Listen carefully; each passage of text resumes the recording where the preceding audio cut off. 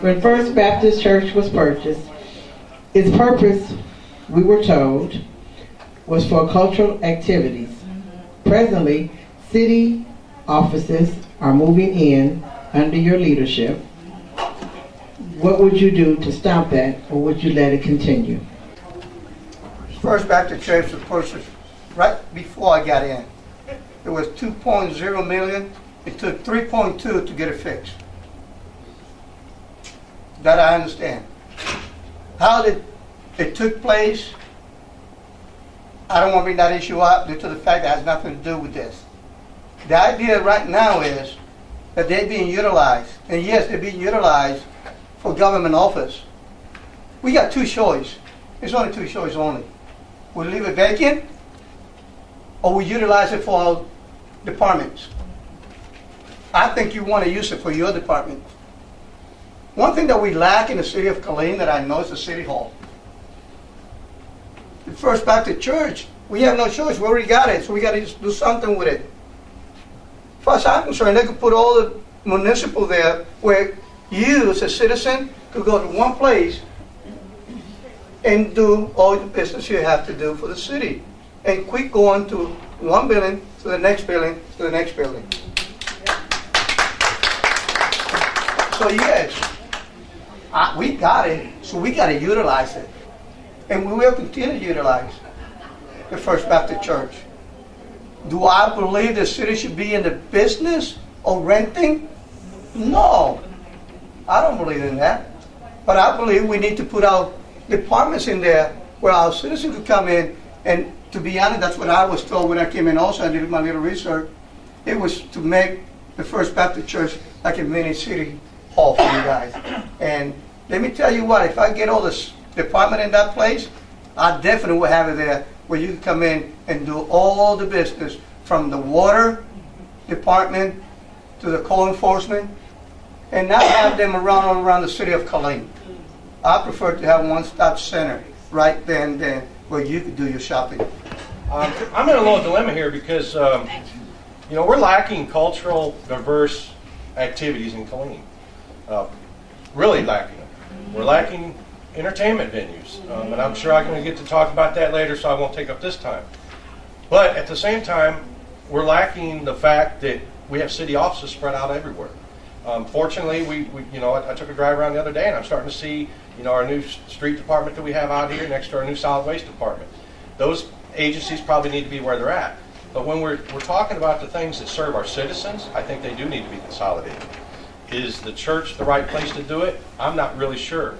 And I really can't take a position on it right now because I don't know enough information about it. But I guarantee you one thing, my honey of 21 years has taken a note, and I will start on that mission tomorrow, on the fact-finding mission, to find out what the facts are. Because I just don't know. I'm sorry. Okay, I want to kind of agree with Randy. I don't know the facts. The fact is we've got a lot of money in it, obviously. The city has a lot of money in it. So the facts that I know would be, the city owns this building. Now what are we going to do with it? Are we going to sell it? Are we going to utilize it? We're going to lease it out? How are we going to make this thing work to where it's beneficial or where it's cost effective? And I don't know enough about the plan or what the former councils talked about behind closed doors or in public forums. But I can say as a business owner that the city has a tremendous investment in the First Baptist Church building. So now we've got to move forward and figure out where we're going. And that's up to the city council, it's up to the people, the citizens, to discuss those issues. And if, I'm sure there's still room in there for culture, events, cultural things. Maybe that's good. Maybe that's a good use. But somewhere we've got to figure out a use and move forward with the property that we currently own. Like everybody else up here, I was not on the council when the First Baptist Church building was bought by the city. I do think that it is being used for many diverse things now. If you haven't been down there and looked at the auditorium of what used to be the sanctuary of the church, it's absolutely gorgeous and has been used for several events that I've attended. The cultural activities, the arts, not the Arts Commission, but the people who, Civic Arts Guild, I'm sorry. It's late and I'm old. The Civic Arts Guild meets there, and they have a large area to do projects and so forth. There's children's activities in there that take place. You can see the playground from the outside. Richard Milburn Academy is upstairs. I've been there as a speaker. They rent out part of the area upstairs. It's being used, and some of the city business has moved into that place for a while, but not all of it, and it certainly is an asset to those people who are using it at this time. I don't know what the purpose was originally because I was not involved in that, but I do assure you that we're using it as much as possible and trying to get that as a feature for downtown. And if you haven't been there, go take a look. I think you'll be very proud of it. The question again was something about how do we get staff out? Can you repeat the question for me real quick? Sure.